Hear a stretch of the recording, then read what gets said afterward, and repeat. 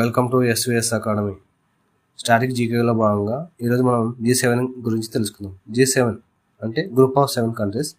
Establishment 1975. దీనికి head quarter ఉంది, ఎందుకంటే ప్రతి సంవత్సరం ఒక్కొక్క దేశం నిర్వహిస్తుంది. దీని యొక్క importance energy policy, global economic control, international security.